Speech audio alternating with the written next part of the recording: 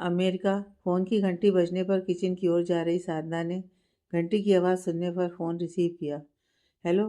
Hello साधना, कैसे हो बेटा? मैं ठीक हूँ आंटी जी, आप कैसी हैं?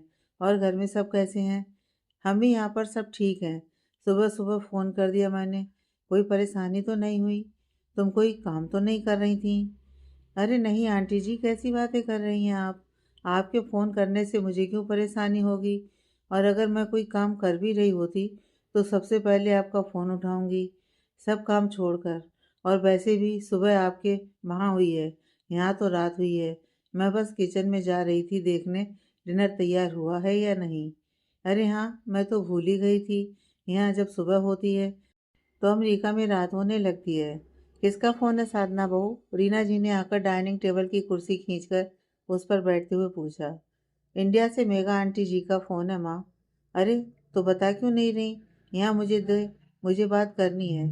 जी माँ, आपको ही कहने वाली थी। लीजिए बात कीजिए। साधना ने फ़ोन रीना जी को दिया और खुद सामने की कुर्सी पर बैठ गई। रीना जी मेगा जी से बात करने लगी। तब तक राधिका और सभी बच्चे भी हॉल में आ गए और अपनी अपनी कुर्सी खींचकर डाइनिंग टेबल पर बैठ गए। कैसी बातें कर रही हैं मेघा जी? घर में शादी है और हम सब आएंगे। आप चिंता मत कीजिए, हम शादी से पहले पहुंच जाएंगे और खूब सारी मस्ती करेंगे।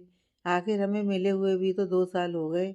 दोनों परिवारों के बीच इतना मतभेद होने के कारण कितनी गलतफहमी हुई, फिर भी मौके की नज़ाकत को समझते हुए आपने भी हमारा साथ दिया और हमने भी अपनी तरफ से पूरी कोशिश की दोनों परिवारों को करीब लाने की। और आज देखो, हमारे बच्चे खुश हैं। इससे बड़ी खुशी की बात और क्या हो सकती है? ये सब नन्ही, नेहा, वैभव, सबके रिश्तों में जो करवाट आई थी वह दूर हो गई है। सब हंसी खुशी अपनी अपनी जिंदगी में अपने बच्चों के साथ खुश हैं। हमें और क्या चाहिए? ऋषभ ने भी खुद को सुधारने की हर मुमकिन कोशिश की है और वह सफल भी हो गया है। और ये सब हुआ है हमारी नन्ही की वजह से। नन्ही भी अब खुश है और अब तो खुशियाँ दुगनी होने वाली हैं। इसलिए हम शादी में मिलेंगे और खूब धूमधाम से शादी होगी और सब खुशियाँ मनाएंगे। रीना जी ने मेघा जी से कुछ देर बात की और फिर फ़ोन कट कर दिया। सब डाइनिंग टेबल पर बैठे हुए रीना जी के चेहरे की खुशी के भाव देख रहे थे। जब तक रीना जी ने फ़ोन पर बात की तब तक शिव जी, परम, अहम, ऋषभ सब आकर डाइनिंग टेबल पर अपने चेहरे पर हाथ लगाए रीना जी को देखते हुए खुश हो रहे थे। जैसे ही रीना जी ने फ़ोन कट किया और उनकी नज़र सामने गई तो उनके चेहरे पर मुस्कुराहट आ गई। मेघा जी का फ़ोन था, जल्दी से जल्दी आने के लिए कह रहे होंगे। शिव जी ने रीना जी से सवाल किया। जी, मेघा जी ने कहा है कि शादी वाले दिन पहुंचे तो हमसे बुरा कोई नहीं होगा, इसलिए हम सबको पहले पहुंचना होगा, वरना वह नाराज हो जाएंगे। और खास राजेंद्र जी ने तो आपसे कहा है कि अगर आप जल्दी नहीं आए तो दोस्ती खत्म। नहीं नहीं, ऐसे कैसे हो सकता है?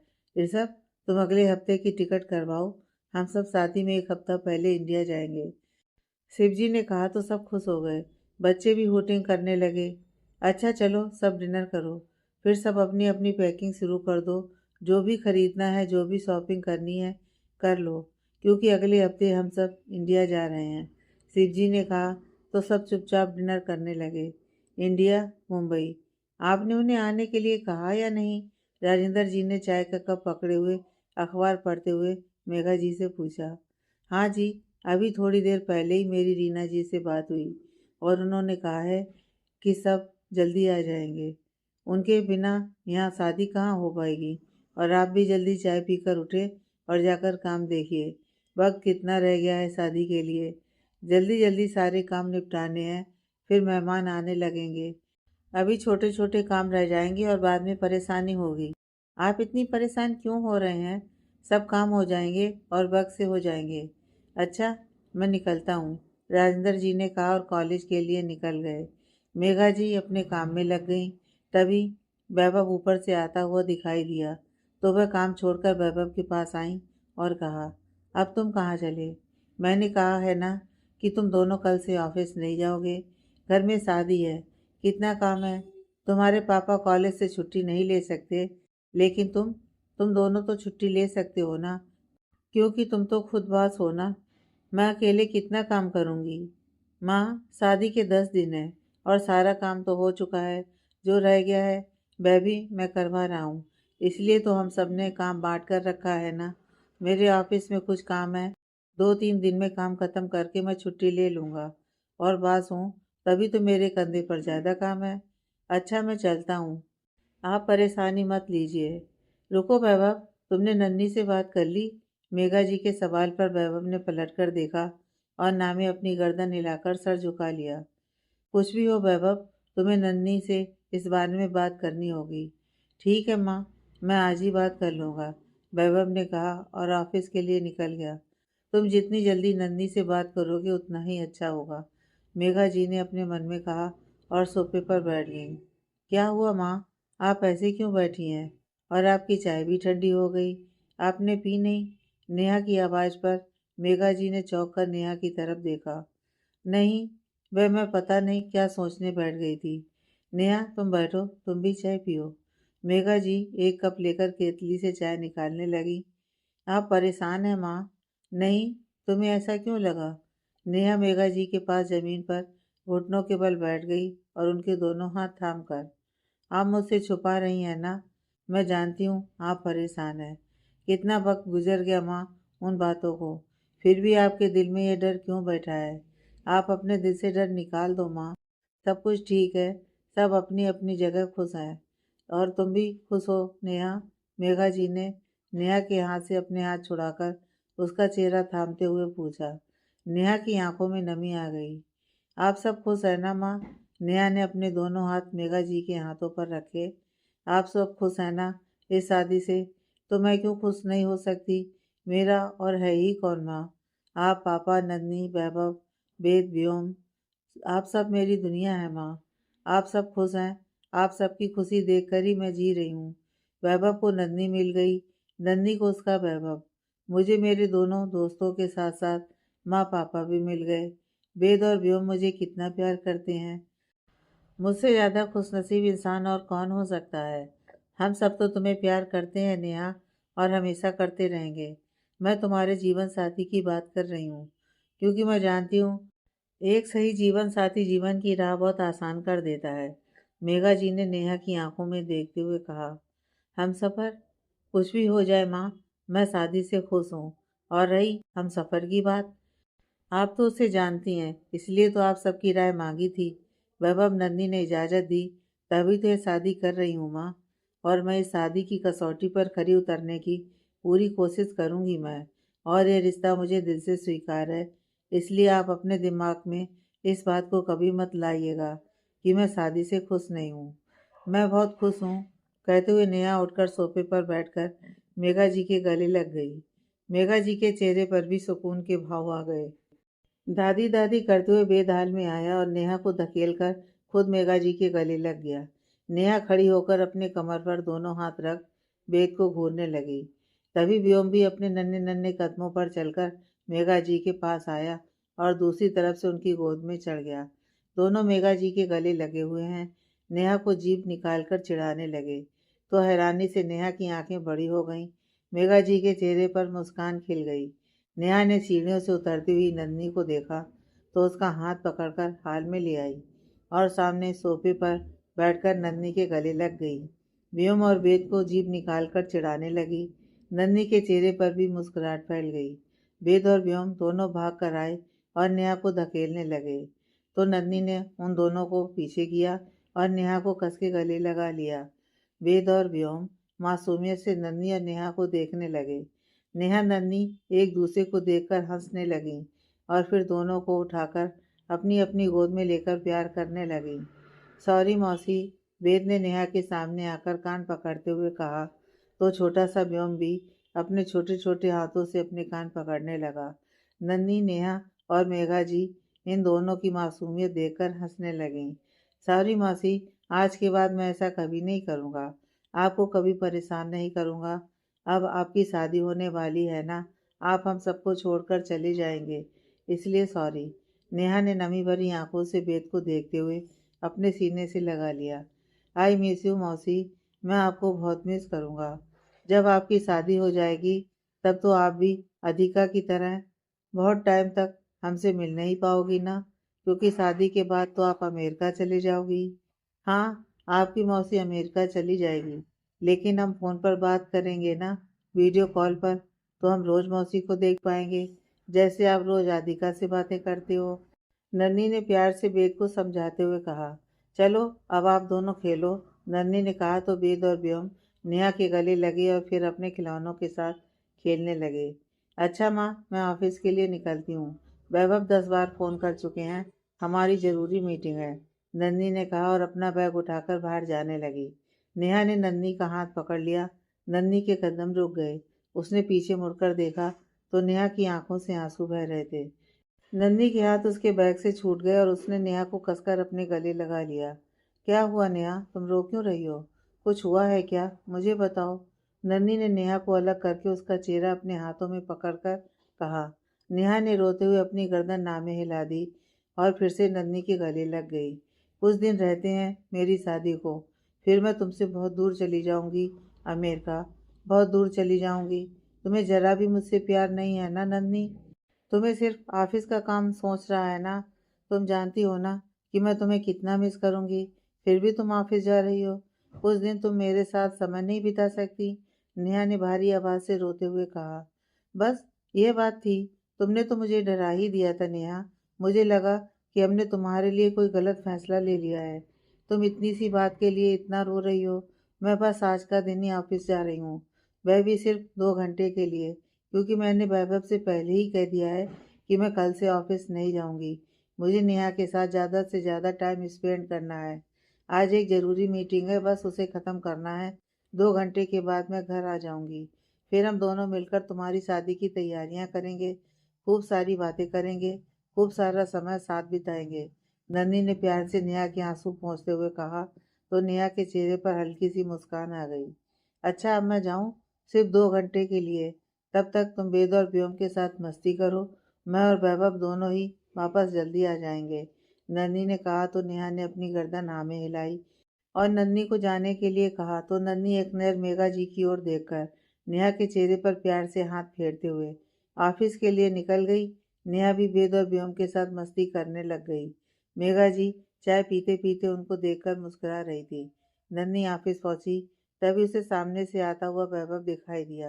वैभव ने नन्ही को रुकने का इशारा किया तो नन्ही ने अपने होंठ टेढ़े करते हुए नजरें घुमाकर वैभव को इग्नोर करते हुए अपने केबिन में चली गई। वैभव के कदम वहीं जड़ हो गए। हैरानी से आंखें बड़ी हो गईं और भौहें इकट्ठी हो गईं। वैभव भी तेज कदमों से चलते हुए नन्ही के केबिन में पहुंचा। नन्ही किसी फाइल को देखने में व्यस्त थी। वैभव जाकर ठीक नन्ही के सामने खड़े होकर उसे देखता रहा। नन्ही ने एक बार भी नजर उठाकर वैभव की ओर नहीं देखा तो वैभव ने टेबल पर 2-3 बार हाथ से टैप किया। फिर भी नन्ही चुपचाप अपनी फाइल पर नजरें गड़ाए बैठी रही। वैभव चेयर खींचकर उस पर बैठ गया और लगातार नन्ही की ओर देख रहा था। काफी देर वैभव की नजरें नन्ही को खुद पर महसूस होती रहीं। जब नन्ही ने नजरें उठाकर वैभव को छोटी आंखें करके देखा, वैभव के चेहरे पर मुस्कान बिखर गई। नन्ही ने चिढ़कर फिर से अपनी नजरें फाइल में गड़ा लीं।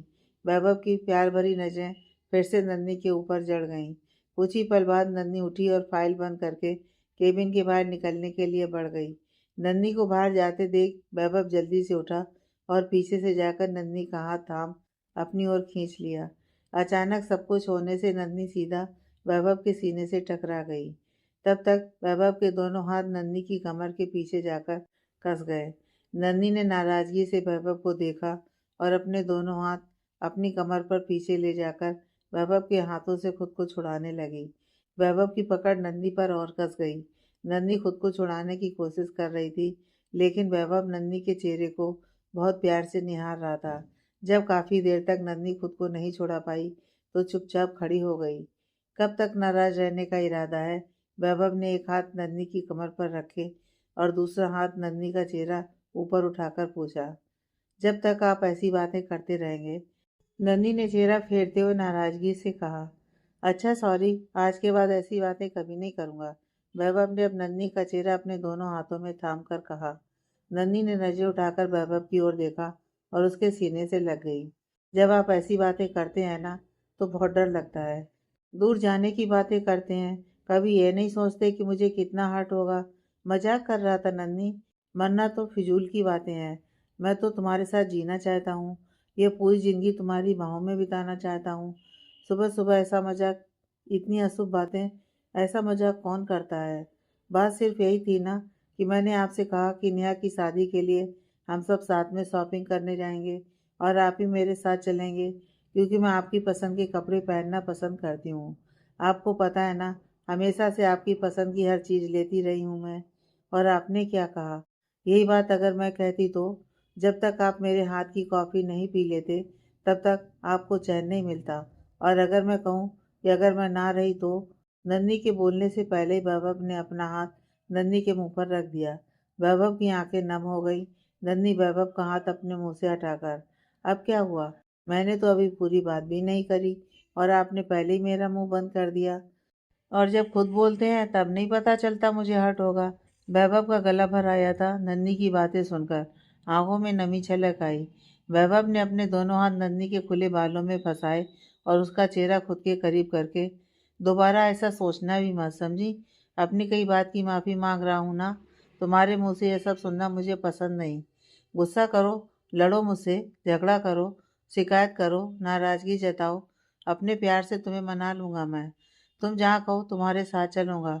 पूरी ज़िंदगी तुम्हारे इशारों पर बिता दूँगा। लेकिन दोबारा मेरी ज़िंदगी से जाने की बात की तो तुम्हारा मुँह बंद करके फिर से अपना वही तरीका अपनाना होगा मुझे। वैभव की बात सुनकर नन्ही की आंखें हैरानी से फैल गईं।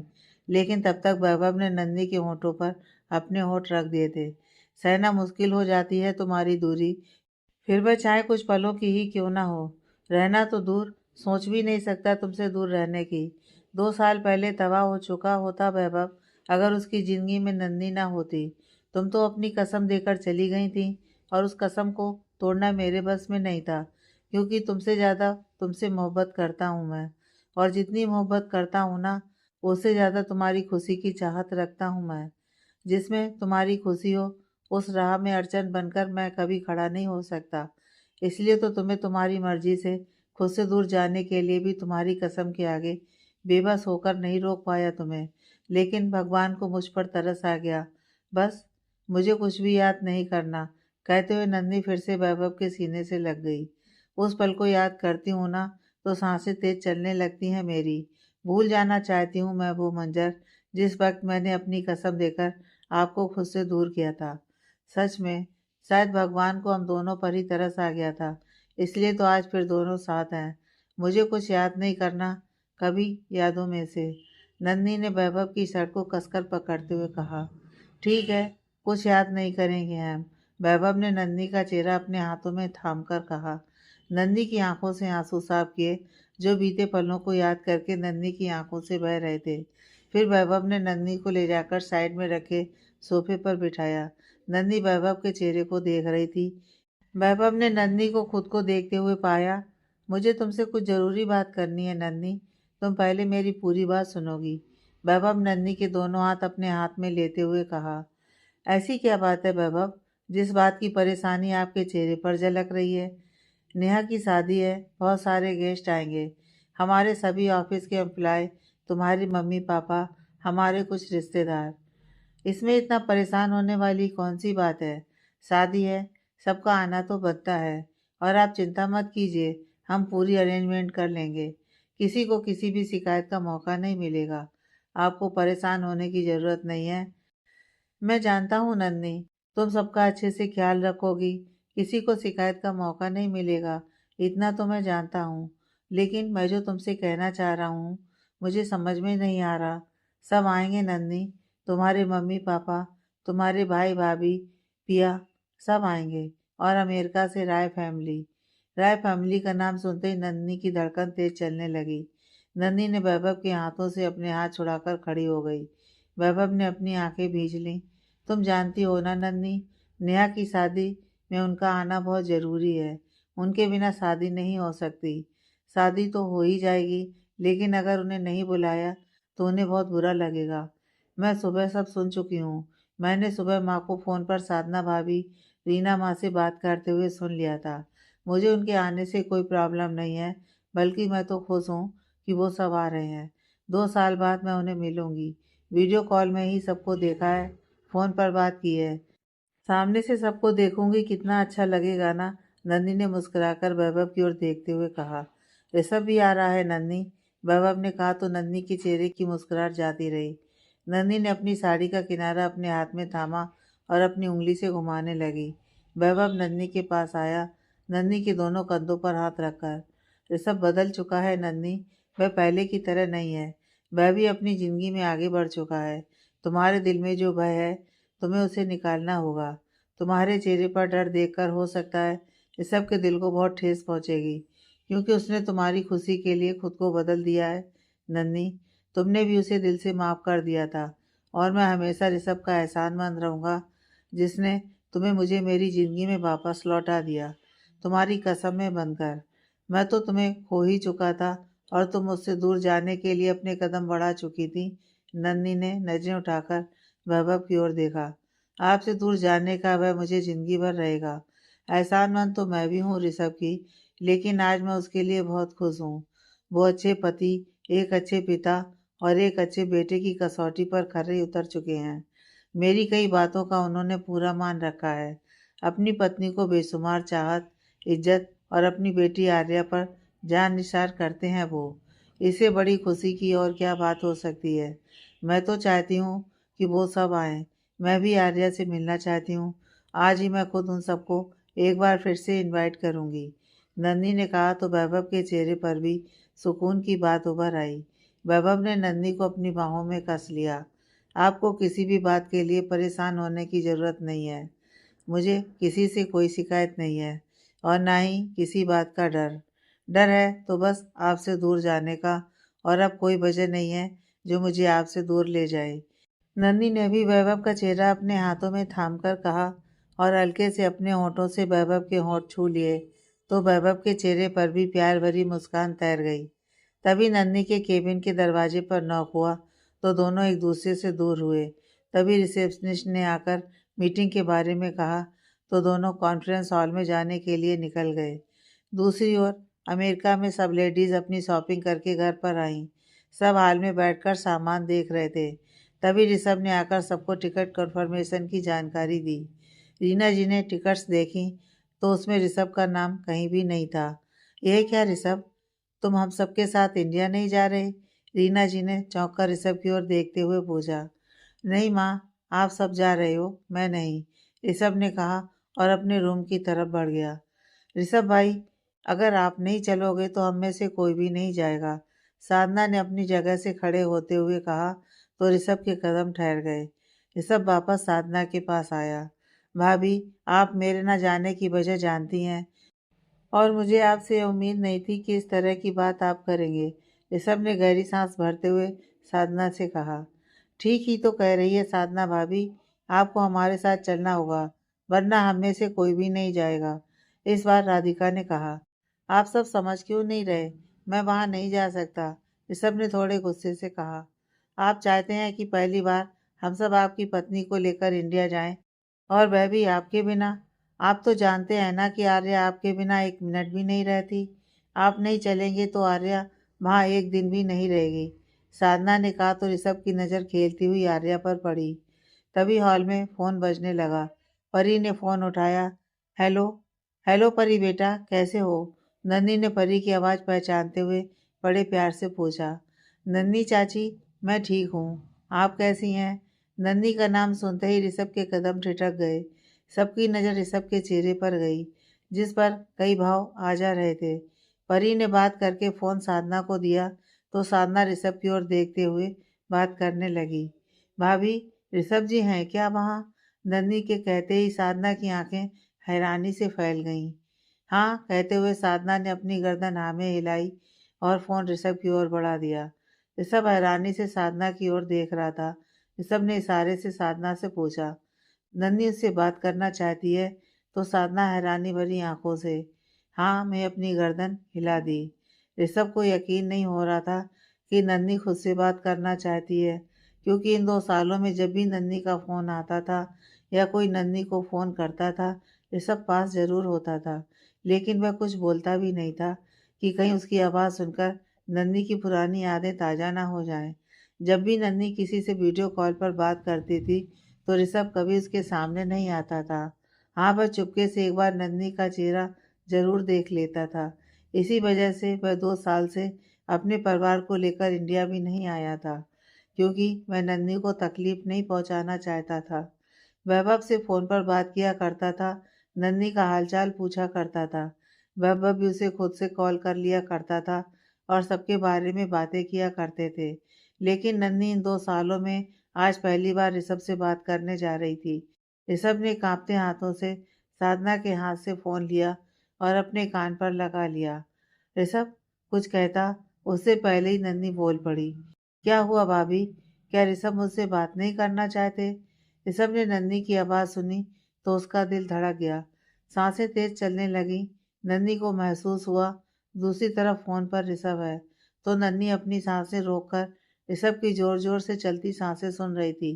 नन्ही के पास बैठा हुआ वैभव उठकर दूसरी ओर जाने लगा तो नन्ही ने कसकर वैभव का हाथ पकड़ लिया और इशारे से अपने पास बैठने के लिए कहा।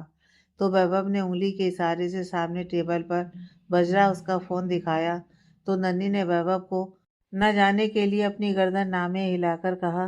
तो वैभव वही नन्ही का हाथ थामकर उसके पास बैठ गया। ऋषभ को नन्ही की आवाज़ नहीं आई तो ऋषभ भी चुपचाप रहकर नन्ही की सांसों की आवाज़ सुनने लगा। हेलो। दूसरी तरफ आवाज़ न आने पर नन्ही ने पहल करते हुए कहा। कैसी हो नन्ही? ऋषभ ने भी अपने सीने पर हाथ रखते हुए नन्ही से पूछा। हाल में बैठे सब ऋषभ की बंद आंखें, खुशी और हैरानी से भरी हुई चेहरे पर लकीरें। ऋषभ जो हमेशा निडर होकर जिया करता था, जिसकी आवाज़ और शख्सियत इतनी रोबदार थी, वह आज एक लड़की की आवाज़ सुनते ही इतना नरम दिल हो गया था। नन्ही से बात करते हुए ऋषभ के चेहरे पर कितने भाव आते जाते रहे। आप सब शादी में आ रहे हैं ना? नन्ही ने ऋषभ से पूछा। आप सब आएंगे तो मुझे बहुत खुशी होगी। नेहा भी यही चाहती है। और तुम क्या चाहती हो नन्ही? ऋषभ ने पूछा। मेरे वहाँ आने से तुम्हें कोई परेशानी तो नहीं? नहीं, आपके आने से मुझे क्या परेशानी होगी? मुझे तो खुशी होगी आपकी आर्या से मिलकर, आपकी पत्नी से मिलकर। आप सबके साथ नेहा की शादी में ज़रूर आना, नन्ही ने कहा। अगर तुम चाहती हो तो मैं भी नेहा की शादी में ज़रूर आऊँगा, ऋषभ ने भी उसी तरह जवाब दिया। नन्ही ने फ़ोन वैभव की ओर बढ़ा दिया। वैभव ने ऋषभ से बात की और उन सबको जल्दी आने को कहा और फ़ोन रख दिया। ऋषभ ने फ़ोन रखा और सबकी ओर देखकर हल्के से ज़मीन की ओर देखते हुए मुस्कुरा दिया। क्या कहा नन्ही ने? साधना ने ऋषभ के पास आकर पूछा। नन्ही ने मुझे खुद इनवाइट किया है। वो चाहती है कि मैं भी शादी में आऊँ। तो फिर क्या सोचा आपने? इस बार सवाल अहम ने किया। मैं अभी अपनी टिकट करवाता हूँ। मैं भी आप सबके साथ इंडिया चलूँगा। नन्ही आर्या से मिलना चाहती है। उसके सामने जाकर उसकी बीती जिंदगी को याद दिलाकर उसे तकलीफ नहीं देना चाहता था।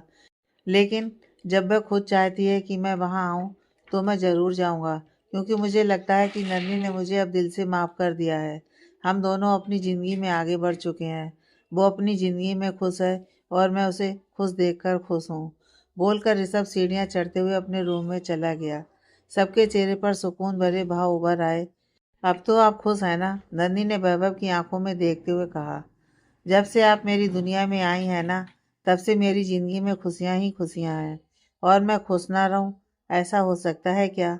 वैभव ने भी नन्ही की आंखों में देखते हुए कहा और उसे अपने सीने से लगा लिया। छोड़िए, मुझे जाना है, नन्ही ने खुद को छुड़ाते हुए कहा। लेकिन मुझे तो आपको अपने पास रखना है और बहुत सारा प्यार करना है। वैभव ने नन्ही को कसकर अपनी बाहों में जकड़ते हुए कहा। और कुछ आता है आपको? छोड़िए मुझे, व्योम के पास जाना है, रो रहा होगा वो। नन्ही ने वैभव को घूर कर देखते हुए कहा। कभी वेद, कभी व्योम, कभी नेहा, कभी मॉम डैड, मेरी तो फिक्र ही नहीं है। वैभव ने अपना मुंह फुलाते हुए चेहरा दूसरी ओर करके कहा। चेहरा तो दूसरी ओर कर लिया, अब मुझे छोड़ भी दीजिए। आपकी ये रोज रोज की ड्रामेबाजी ना, सब पता है मुझे। नंदी ने खुद को वैभव की पकड़ से छुड़ाया और दरवाजा खोलकर बाहर जाने लगी। वैभव ने पीछे से जाकर नंदी की कमर में अपने दोनों हाथ डालकर उसे पीछे खींच लिया। नंदी ने गुस्से से वैभव को देखा और फिर से उसके हाथ से निकलकर बाहर जाने को हुई। वैभव उसके सामने आकर खड़ा हो गया। वैभव प्लीज, मजाक नहीं कर रही, मुझे सच में व्योम के पास जाना है। वैभव कुछ कहता उससे पहले ही खुला दरवाजा देखकर नेहा सीधा अंदर आ गई। नन्ही और वैभव को इतना करीब देखकर नेहा दूसरी ओर घूम गई और हंसने लगी। तुम दोनों भी ना अपना रोमांस का पिटारा लेकर कहीं भी शुरू हो जाते हो। कम से कम वैभव दरवाज़ा तो बंद कर लिया करो, नेहा ने कहा और दूसरी तरफ चेहरा किए हुए ही जोर जोर से हंसने लगी। और तुम कबाब में हड्डी, वैभव ने नेहा के सामने आकर उसे घूर कर देखते हुए कहा। मैं कहाँ हड्डी, तुम दोनों ही दरवाज़ा खोलकर लगे हुए थे, कहते हुए नेहा फिर से हंस पड़ी और नन्ही की ओर देखने लगी। नन्ही गुस्से से दोनों को घूर कर देख रही थी। नेहा, तुम भी ना, हटो दोनों, मुझे जाने दो, नन्ही ने कहा। कहाँ जा रही हो, मुझसे शर्मा कर? तुम मत जाओ, मैं चली जाती हूँ, तुम दोनों अपना रोमांस कंटिन्यू करो, कहते हुए नेहा फिर से हंसने लगी। हाँ तुम जाओ, मैं और नंदी कुछ पर्सनल बातें कर रहे थे, वैभव ने नंदी की ओर देखकर अपनी एक आंख दबाते हुए कहा और मुस्कुराने लगा।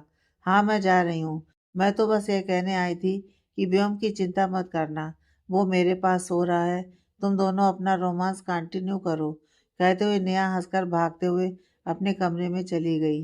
नंदी ने एक नज़र वैभव को देखा जो खड़े खड़े मुस्कुरा रहा था।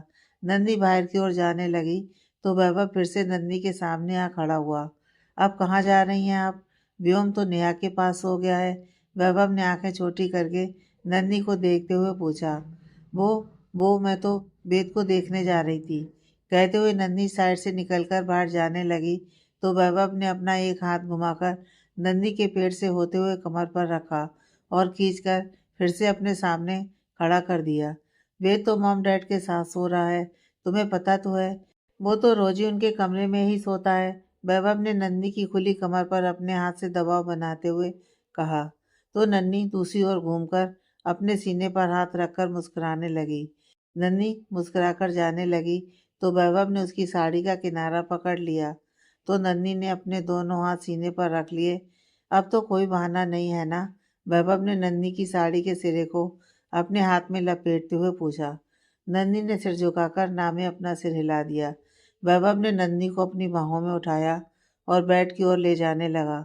नन्ही ने शर्माकर अपने दोनों हाथों से अपना चेहरा ढक लिया। वैभव ने नन्ही को बेड पर बैठा दिया और उसके दोनों हाथों को हटाया। नन्ही पलकें झुकाकर बैठी हुई थी। तुम आज भी नहीं बदली, 2 साल पहले भी मेरे करीब आने पर तुम ऐसे ही शर्माकर पलकें झुका लिया करती थी।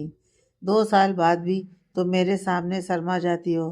तुम्हें ऐसे पलके झुकाते देख डर जाता हूँ कि कहीं तुम्हें कोई ठेस ना पहुँचा दूँ। वैभव के मुंह से यह शब्द सुनते ही नंदी ने नजरें वैभव की ओर की और उसके गले में अपनी बाहें डालकर उसकी आंखों में देखने लगी। वैभव के चेहरे पर मुस्कुराहट फैल गई। वैभव नंदी के ऊपर झुकने लगा और अपने एक हाथ से रूम में जल रही लाइट को बंद कर दिया और दोनों अपने प्रेम में खो गए। सुबह नंदी की नींद खुली तो वैभव के सीने पर सर रखकर सो रही थी। नंदी ने चेहरा उठाकर वैभव को देखा। वैभव अभी भी नींद में था। नंदी ने दीवार पर लगी घड़ी में टाइम देखा तो 6 बज रहे थे। नंदी उठने लगी तो नंदी को अपनी कमर पर वैभव का एक हाथ महसूस हुआ। नंदी ने धीरे से वैभव का हाथ हटाना चाहा, लेकिन तभी वैभव करवट लेकर नंदी की ओर मुड़ा और नंदी को अपनी बाहों में कसकर सो गया। नन्ही वैभव के चेहरे को देख रही थी। मैंने इनका हाथ हटाना चाहा तो मेरी तरफ करवट लेकर मुझे और कसकर पकड़ लिया। कहीं ये सोने का नाटक तो नहीं कर रहे, नन्ही ने मन में सोचा और वैभव के चेहरे के करीब अपना चेहरा ले गई और देखने लगी। वैभव गहरी नींद में था। नन्ही धीरे धीरे वैभव की बाहों से सरकने लगी और उठकर बैठ गई। वैभव के चेहरे को प्यार से देखा और फिर वैभव के गाल सहलाकर बेड से नीचे उतरने लगी। तभी नंदी को अपनी साड़ी के पल्लू पर खिंचाव महसूस हुआ। नंदी ने मुड़कर देखा तो साड़ी का सिरा वैभव के हाथ में था और वैभव उसी तरह आंखें बंद करके लेटा हुआ था। नंदी ने हैरानी से वैभव की ओर देखा और उसके करीब आकर उसके हाथ से अपनी साड़ी का सिरा छुड़ाने लगी। सोते हुए भी पकड़ कितनी मजबूत है, नंदी खुद में ही बड़बड़ाई और पल्लू खींचने में लगी रही। काफी देर तक साड़ी नहीं छुड़ा पाई तो नन्ही वैभव को घूरते हुए वहीं बैठ गई। वैभव ने अपनी एक आंख खोलकर नन्ही को देखा तो नन्ही उसे ही घूर रही थी। वैभव ने जल्दी से अपनी आंख बंद कर ली। वैभव के चेहरे पर शरारती मुस्कान देखकर नन्ही के चेहरे पर भी मुस्कुराहट फैल गई। छोड़िए, नन्ही ने तेज आवाज में कहा। वैभव ऐसे ही अपनी आंखें बंद कर लेटा रहा, जैसे उसे कुछ सुनाई नहीं दे रहा। पता है मुझे आप जाग रहे हैं, आंखें बंद करके बस सोने का नाटक कर रहे हैं। आपकी सारी शरारत अच्छे से समझती हूँ मैं, नन्ही ने खींचते हुए कहा और अपनी साड़ी का सिरा वैभव के हाथ से खींचने लगी। वैभव अब अपनी आंखें खोलकर नन्ही को देखकर मुस्कुरा रहा था। अगर आपका मुस्कुराना हो जाए तो छोड़िए मुझे, बहुत काम है, नन्ही ने वैभव से नजर चुराते हुए कहा। वैभव जल्दी से उठकर बैठ गया और अपने हाथ में पकड़े नन्ही के साड़ी के सिरे को अपनी तरफ खींचा। नन्ही अपने दोनों हाथ गले पर रख वैभव के करीब चली गई। वैभव ने नन्ही को अपनी बाहों के घेरे में ले लिया। नन्ही ने अपनी नजरें झुका लीं और मुस्कुराने लगी। आज तो ऑफिस से छुट्टी है, नेहा की शादी तक, तो आज कोई काम नहीं, काम हम कल से शुरू करेंगे, आज तो बस। बोलते हुए वैभव नन्ही के चेहरे की तरफ देखने लगा। नन्ही ने नजरें उठाकर वैभव को देखा तो वैभव ने नन्ही के कान के पास चूम लिया। नन्ही शर्मा गई और उसने अपना चेहरा एक तरफ घुमा लिया। वैभव ने एक हाथ से नन्ही का चेहरा अपनी ओर किया। नन्ही ने अपनी आंखें बंद कर लीं। वैभव का दूसरा हाथ भी नन्ही के चेहरे पर था और दोनों हाथ में नन्ही का चेहरा थामकर अपने होंठ नन्ही के होंठों के पास ले जाने लगा। लेकिन तभी नन्ही ने अपने दोनों हाथ वैभव के सीने पर रखकर उसे जोर से धक्का दिया और भागते हुए दरवाजे के पास पहुंचकर हंसने लगी। वैभव लड़खड़ाकर पीछे की ओर गिर पड़ा। वैभव को देखकर नन्ही जोर जोर से हंसने लगी। वैभव उठा और नन्ही की ओर हैरानी से देखने लगा। हर बार आपकी चालाकी नहीं चलेगी मिस्टर व्यास, बहुत चालाक समझते हो ना आप खुद को, सोने का नाटक कर रहे थे मेरे साथ। आपकी रग रग से वाकिफ है ये नन्ही व्यास, आपके साथ रहकर मुझे भी कुछ चालाकी समझ आ गई है। बड़े आए मेरे साथ नाटक करने वाले। अच्छा, मतलब मुझसे बचकर भाग रही हो तुम, डर गई? हाँ हाँ, डर गई नन्ही व्यास, वैभव भी हंसते हुए बोला और बेड से नीचे उतरने लगा। बस हाँ, कोई डर वर नहीं रही मैं आपसे, नन्ही ने भी तुनकते हुए कहा। फिर भाग क्यों रही हो? पास आओ, मैं भी तो देखूं कितनी बहादुर हो तुम। वैभव ने नन्ही को अपनी बातों में उलझाए रखा और जल्दी से जाकर नन्ही का हाथ पकड़ लिया और अपनी तरफ खींचकर दरवाज़ा बंद कर दिया और दरवाजे से टिककर खड़ा हो गया। फिर शरारत से मुस्कुराकर कहा, अब बोलो नन्ही व्यास, कितनी चालाकी सीख ली? और हंसने लगा। नन्ही अपनी बढ़ी हुई धड़कनों के साथ वैभव को देखने लगी। वैभव कदम बढ़ाए नन्ही की ओर आने लगा। नन्ही की धड़कनों के साथ सांस भी तेज चलने लगी। वैभव नन्ही के करीब आकर, पहली बार तुम्हें बाहों में नहीं ले रहा, इन 2 सालों में अनगिनत पल हम दोनों ने एक दूसरे की बाहों में बिताए हैं, फिर भी जब भी तुम्हें खुद के करीब करता हूँ तुम्हारी धड़कन शोर करने लगती है, सांसें तेज हो जाती हैं, होंठ कांपने लगते हैं और तुम्हारी ये पलकें अनेकों बार कभी खुलती हैं कभी बंद होती हैं और तुम्हारी इसी अदा पर मैं फिदा हो जाता हूँ। पर तुमसे बार बार प्यार करने पर मजबूर हो जाता हूँ और दिल कहता है कि तुम हमेशा ऐसे ही मेरे सीने से लगी रहो, मैं तुम्हारी खुशबू में खो जाऊं। वैभव ने नन्ही को अपने सीने से लगाए हुए कहा। वैभव की प्यार भरी बातों से नन्ही के चेहरे पर मुस्कुराहट और आंखों में नमी भर गई। नन्ही ने भी अपनी बाहें वैभव के इर्द गिर्द लपेट लीं। दोनों एक दूसरे को गले लगाए खड़े थे। कुछ देर बाद वैभव ने नन्ही को सिसकते पाया तो जल्दी से अलग होकर उसके चेहरे को अपने दोनों हाथों में भर लिया और परेशानी से देखने लगा। क्या हुआ नन्ही, मेरी तरफ देखो, तुम रो रही हो? वैभव ने परेशानी भरे भाव से कहा। नन्ही अपना चेहरा ऊपर ही नहीं कर रही थी। वैभव ने जल्दी से नन्ही को फिर अपने सीने से लगा लिया। जिस मोहब्बत के काबिल ही नहीं थी मैं, हद से भी ज़्यादा मोहब्बत दी है आपने मुझे। गरूर होता है खुद पर, मैं आपकी पत्नी हूँ। कभी कभी तो यकीन ही नहीं होता इतनी खुशियाँ मेरी ज़िंदगी में कैसे आ गईं। कभी नज़र ना लगे। नन्ही ने वैभव के गले में बाहें डाले हुए उसके कंधे पर अपना सिर टिकाकर कहा। खबरदार दोबारा खुद के लिए ऐसी बातें की तो, तुमसे ज़्यादा काबिल और कोई नहीं है। खुश नसीब तो मैं हूँ कि तुमने मुझे अपनाया है, मुझसे प्यार किया, मेरी ज़िंदगी में आई और मेरी ज़िंदगी को खुशियों से भर दिया। वैभव ने नन्ही को खुद से दूर करके उसकी दोनों बाहें पकड़कर कहा। वैभव को इस तरह गुस्सा होते देख नन्ही के चेहरे पर मुस्कुराहट आ गई। नन्ही अपना एक हाथ अपने मुंह पर रखकर हंसने लगी। नन्ही को हंसते देख वैभव की आंखें हैरानी से फैल गईं। वैभव कुछ करता तब तक नन्ही ने उसे बेड पर धक्का दिया और दरवाजा खोलकर दरवाजे के बाहर खड़ी हो गई। यह चीटिंग है, वैभव ने बेड से उठते हुए कहा। Everything is fair in love and वार। समझे मिस्टर व्यास?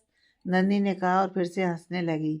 वैभव नन्ही की तरफ दौड़ा तो नन्ही भी दौड़ते हुए सीढ़ियों तक पहुंची और आगे जाकर आती हुई नेहा से टकरा गई। अरे अरे संभल कर, सुबह सुबह इतनी भाग दौड़, क्या बात है वैभव? पूरी रात से मन नहीं भरा क्या? नेहा ने शरारत से वैभव की ओर देखते हुए कहा। कितनी बेशर्म हो तुम नेहा, नन्ही ने नेहा के कान पकड़ते हुए कहा। फिर दोनों को गुस्से से घूर कर देखने लगी। वैभव ने नन्ही की तरफ देखकर अपनी आंख दबा दी और अपना हाथ पीछे सर पर ले जाकर खुजलाने लगा। अरे छोड़ो, मुझे दर्द हो रहा है, नेहा ने चिल्लाकर कहा। नन्ही ने उसका कान छोड़ दिया और चेहरा फेर कर खड़ी हो गई। वैसे तुम दोनों इतनी सुबह सुबह उठ गए, मुझे तो लगा था कि तुम दोनों आज पूरा दिन रूम से बाहर नहीं निकलोगे। आफ्टर ऑल आज से तुम दोनों की ऑफिस की छुट्टी जो है। नेहा ने तिरछी नज़र से मुस्कुराकर नन्ही की तरफ देखते हुए कहा। तुम जो कह रही हो वही होने वाला था, लेकिन मेरी पत्नी को तो मेरी कुछ पड़ी ही नहीं है, मुझे धक्का देकर दूर भागती रहती है। वैभव ने टेढ़ी सी शक्ल बनाते हुए नेहा से कहा तो नन्ही खींच गई। नेहा जोर जोर से हंसने लगी। तुम दोनों का रोमांस, तुम दोनों की बातें, तुम दोनों की मोहब्बत सब मेरी तो समझ से बाहर है। मैं तो व्योम के लिए दूध लेने गई थी। तुम दोनों अपना कंटिन्यू रखो, मैं जाती हूँ, व्योम को दूध पिला देती हूँ। नेहा ने दोनों को देखते हुए कहा और अपने रूम की ओर चली गई। नन्ही भी नेहा के पीछे जाने लगी तो वैभव ने आगे बढ़कर नन्ही का हाथ पकड़ा और उसे अपने करीब खींच लिया। नन्ही सीधा वैभव के सीने से जा टकराई। वैभव ने नन्ही के दोनों हाथों को पीछे की तरफ किया और उसके होठों से होठ लगा दिए। नन्ही ने अपने हाथ छुड़ाए और वैभव को खुद से दूर करने लगी तो वैभव ने नन्ही की कमर कसकर पकड़ ली। किस करने के बाद वैभव ने नन्ही को छोड़ा तो नन्ही अपने दोनों हाथों से वैभव के सीने पर मारने लगी। वैभव मुस्कुराते हुए नन्ही को देख रहा था। नन्ही ने वैभव को मुस्कुराते हुए देखा। नन्ही ने अपने निचले होठों को दांतों में दबा लिया और पलटकर चली गई।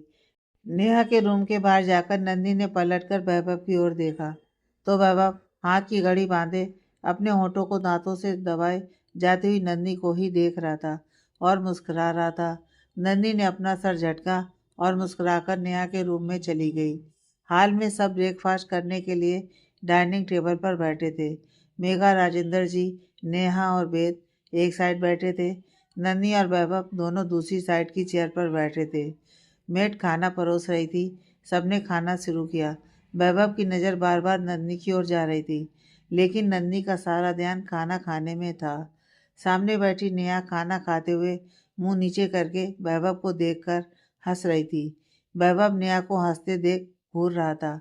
नन्ही ने सामने हंसते हुए नेहा को देखा, फिर वैभव की ओर देखकर घूरने लगी और मुंह फुलाकर फिर से खाना खाने में व्यस्त हो गई। वैभव भी बेबस सा अपना खाना खाने लगा। थोड़ी देर बाद नेहा, नन्ही और वैभव बच्चों को मेघा जी के पास छोड़कर तुरंत रेडी होकर शॉपिंग के लिए निकल गए। शॉपिंग मॉल पहुंचकर सबसे पहले नेहा के लिए शादी के लहंगे देखने लगे। नन्ही एक एक करके नेहा पर सब लहंगे लगाकर देख रही थी, लेकिन उसे कोई पसंद नहीं आ रहा था। नेहा लहंगे खुद पर लगाकर थक गई तो वह साइड में लगे सोफे पर बैठ गई। क्या हुआ? नन्ही ने एक और लहंगा नेहा की ओर बढ़ाते हुए पूछा। क्या नन्ही, थक गई हूँ मैं, तुम्हें कोई लहंगा पसंद ही नहीं आ रहा है? नन्ही जोर जोर से हंसने लगी। बात वो नहीं है, लहंगे तो मुझे सब पसंद आ रहे हैं और तुम पर बहुत अच्छे लग रहे हैं, इसलिए समझ ही नहीं आ रहा कि कौन सा सबसे ज़्यादा अच्छा लगेगा।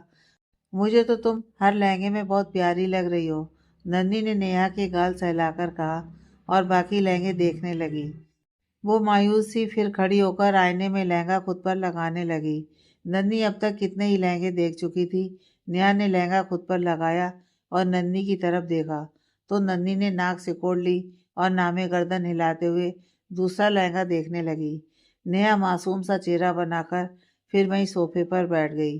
दूसरे सोफे पर बैठा वैभव दोनों हाथ छोड़ी पर टिकाकर कभी नन्ही और कभी नेहा को देख रहा था। नन्ही ने एक बार भी नज़र उठाकर वैभव की ओर नहीं देखा। नन्ही के इग्नोर करने से वैभव चिढ़ गया था। वैभव उठकर आया और नन्ही की बाँह पकड़कर साइड में लगे पर्दे के पीछे ले गया।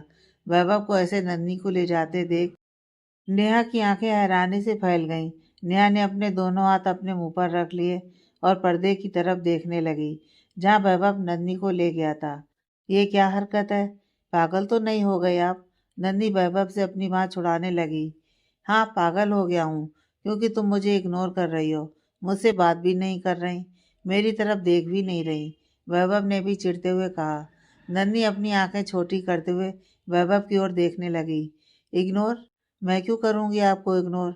मैं तो बस वो नेहा के लिए लहंगा देख रही थी। जानने दो मुझे, नेहा क्या सोच रही होगी।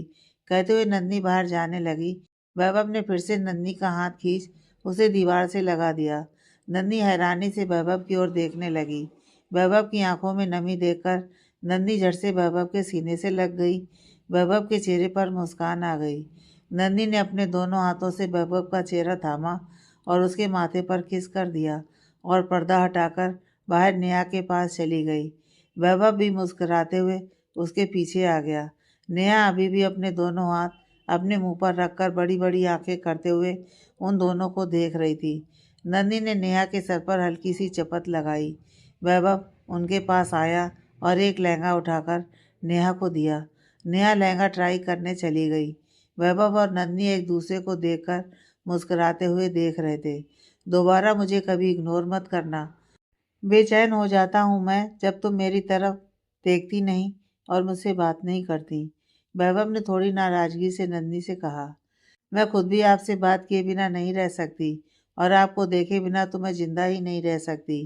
नन्ही ने वैभव की ओर देखते हुए कहा। नन्ही, वैभव ने थोड़ा तेज आवाज में कहा तो नन्ही आसपास देखने लगी और अपने कान पकड़ लिए। वैभव ने उसके हाथ उसके कान से हटाकर, कुछ भी बोलती हो तुम। तभी नेहा आई और उनके सामने खड़ी हो गई। कोई मेरी तरफ भी देख लो, रोमांच से फुर्सत मिलेगी तभी तो तुम दोनों मुझे देखोगे। लहंगे खुद पर लगा लगा कर ट्राई करके थक चुकी हूँ मैं, और तुम दोनों को यहाँ भी अपने प्यार भरे इशारों की पड़ी है, नेहा ने खींचते हुए कहा। नेहा की आवाज़ सुनते ही वैभव और नन्ही की नज़र नेहा पर पड़ी। दोनों के चेहरे पर मुस्कुराहट आ गई। ब्यूटीफुल। नन्ही और वैभव के बोलने से पहले ही एक आवाज़ उनके कानों में गूंजी। तीनों ने आवाज़ की दिशा में देखा तो सामने रॉयल ब्लू कलर की टी शर्ट पहने, साथ में ब्लैक जीन्स, एक हाथ में एक्सपेंसिव घड़ी, आंखों पर चश्मा लगाए एक हैंडसम सा लड़का खड़ा था। What a present surprise. Viraj, तुम यहाँ? वैभव ने लड़के की तरफ आकर उसे गले लगाते हुए कहा। उस लड़के को देखते ही नन्ही की नज़र नेहा पर गई तो नेहा की नज़रें झुक चुकी थी। नेहा एकटक जमीन को देख रही थी।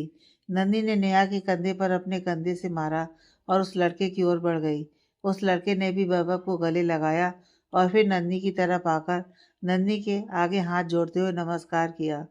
मैं आज सुबह ही इंडिया आया। मॉम डैड चाहते थे कि मैं जल्दी यहाँ पहुँच जाऊँ, इसलिए सुबह ही पहली फ्लाइट से यहाँ आ गया। शादी को दिन ही कितने बचे हैं? विराज ने तिरछी नज़रों से नेहा को देखते हुए कहा। तो नेहा अभी भी लहंगा पहने हुए जमीन की ओर देख रही थी। वैभव और नन्ही एक दूसरे के पास खड़े हो गए, हौले से मुस्कुराते हुए नेहा को देख रहे थे। विराज धीरे धीरे कदम बढ़ाकर नेहा के सामने खड़ा हो गया। आपने तो कहा था कि जब भी आपके सामने आऊँगा तो आप मुझसे नज़रें मिलाकर बात करेंगी, लेकिन जब से आया हूँ आप तो मेरी तरफ देख भी नहीं रही। विराज ने नेहा के चेहरे को देखते हुए कहा। नेहा ने नज़रें उठाकर विराज की ओर देखा। मैं लहंगा चेंज करके आती हूँ, कहते हुए नेहा चेंजिंग रूम की ओर भाग गई। विराज नेहा को देखता रह गया। वैभव और नन्ही हंसते हुए विराज के पास आए। नेहा ऐसी ही है, कहती तो बहुत कुछ है लेकिन कर नहीं पाती, नन्ही ने कहा और हंसने लगी। हाँ नन्ही भाभी, फोन पर तो बहुत बड़ी बड़ी बातें करती है और सामने देखो, जुबान तो क्या, आंखें भी मेरे सामने नहीं खुलती। लेकिन तुम सीधे यहाँ? वैभव ने कहा। हाँ, मॉम डैड परसों इंडिया आ गए थे, वह 2 दिन से दिल्ली में थे, पर मेरे साथ ही यहाँ मुंबई आए हैं। नेहा को सरप्राइज देना चाहता था, इसलिए बिना बताए आया। फ़ोन किया तो नेहा ने मैसेज कर दिया कि वह शॉपिंग करने आई है, तो सोचा यहाँ आकर सरप्राइज कर दूँ। लेकिन यहाँ आया तो नेहा को शादी के जोड़े में देखकर खुद ही सरप्राइज हो गया, विराज ने कहा। विराज की बात सुनकर नन्ही और वैभव दोनों हंसने लगे। यही मैं सोच रहा था कि नेहा ने हमें बताया क्यों नहीं कि तुम यहाँ आने वाले हो, लेकिन अब पता चला कि उसे तो खुद ही मालूम नहीं था, तभी तो इस तरह भाग गई। चेंजिंग रूम में जाकर नेहा अपने सीने पर हाथ रख हाँफ रही थी। विराज यहाँ? सुबह ही बात की और मुझे बताया भी नहीं, कि इंडिया में है। इस तरह चले आए। नन्ही और वैभव क्या सोच रहे होंगे। उनका छोड़ो, मैं क्या करूँगी, कैसे बात करूँगी, उनके सामने कैसे जाऊँगी। हे भगवान, कितनी नर्वस हो रही हूँ मैं। लाइफ में मेरे साथ पहली बार ऐसा हो रहा है कि मैं किसी को देखकर इतनी नर्वस फील कर रही हूँ। नेहा खुद में ही बड़बड़ा रही थी और फिर चेंज करके बाहर आ गई। बाहर नन्ही और वैभव विराज से बातें कर रहे थे। नेहा आई और लहंगा नन्ही के हाथ में देकर साइड पर खड़ी हो गई। नन्ही और वैभव लहंगा लेकर काउंटर की तरफ बढ़ गए। नेहा भी उनके पीछे चल पड़ी। अरे अरे, तुम कहाँ? नन्ही ने अपने पीछे आती हुई नेहा को रोककर कहा। मैं भी तो तुम दोनों के साथ ही चलूंगी, नेहा ने कहा।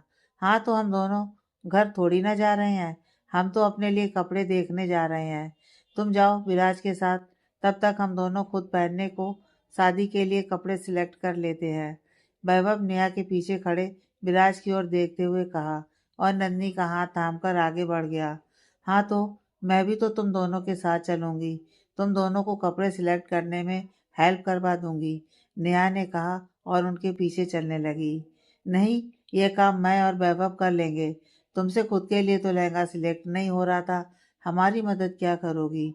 और तुम तो जानती हो मैं वैभव की पसंद के कपड़े पहनूंगी और वैभव मेरी पसंद के, इसलिए हम दोनों के बीच तुम्हारा क्या काम।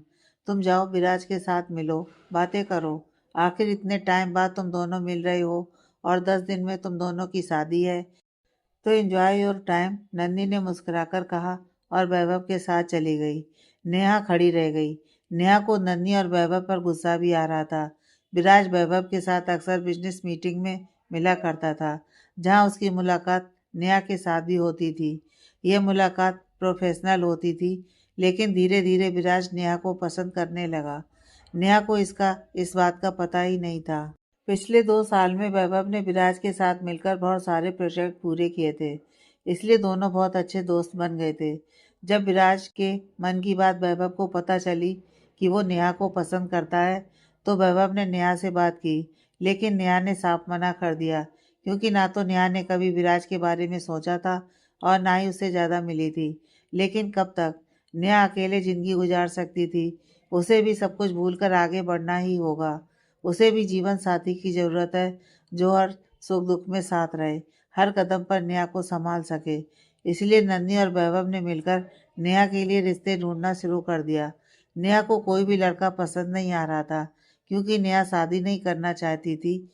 वैभव और नंदी जिस लड़के को पसंद करते हैं घर बुलाते हैं, नेहा उस लड़के को कोई ना कोई कमी निकाल कर मना कर देती। फिर जब नंदी के समझाने पर कि विराज उसे बहुत चाहता है, उसे विराज से शादी कर लेनी चाहिए, नेहा विराज में कोई कमी नहीं निकाल पाई। कब तक वो लड़कों में कमी निकाल कर रिश्तों को मना करती रहेगी। इससे पहले वैभव और नंदी किसी और अजनबी से उसकी शादी करा दें, इससे अच्छा तो विराज से शादी कर ले। कम से कम उसे थोड़ा बहुत जानती तो है। तब जाकर नेहा ने विराज से शादी करने के लिए हाँ कर दी। विराज अग्रवाल एक बहुत अच्छा लड़का था। सेटल बिजनेस था उसका। घर में सिर्फ मॉम डैड इकलौता लड़का था। विराज को पता चला कि नेहा ने शादी करने के लिए हाँ कर दी है, तो उसकी खुशी का कोई ठिकाना नहीं था। लेकिन विराज नेहा से मिल नहीं पाया। एक दिन विराज को अचानक इंडिया छोड़कर अमेरिका में एक मल्टीनेशनल कंपनी के साथ बिजनेस करने का मौका मिला। विराज ये मौका हाथ से गंवाना नहीं चाहता था और वह जल्द से जल्द नेहा से शादी करके उसे भी अपने साथ अमेरिका ले जाना चाहता था। लेकिन नेहा को कुछ वक्त चाहिए था, इसलिए नेहा की बात मानकर विराज ने सिर्फ सगाई की बात सबके सामने रखी। तो विराज के अमेरिका जाने से पहले दोनों की सगाई कर दी गई थी। सगाई के दूसरे दिन विराज अमेरिका चला गया था। विराज को नेहा से मिलने का वक्त ही नहीं मिला। दोनों सिर्फ फ़ोन पर ही बात करते थे।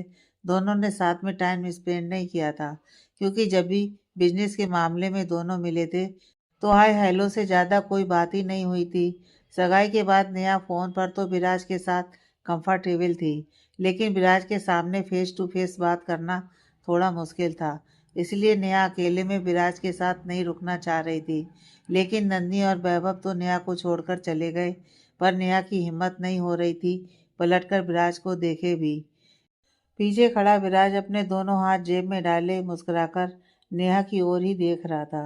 आगे की कहानी नेक्स्ट पार्ट में।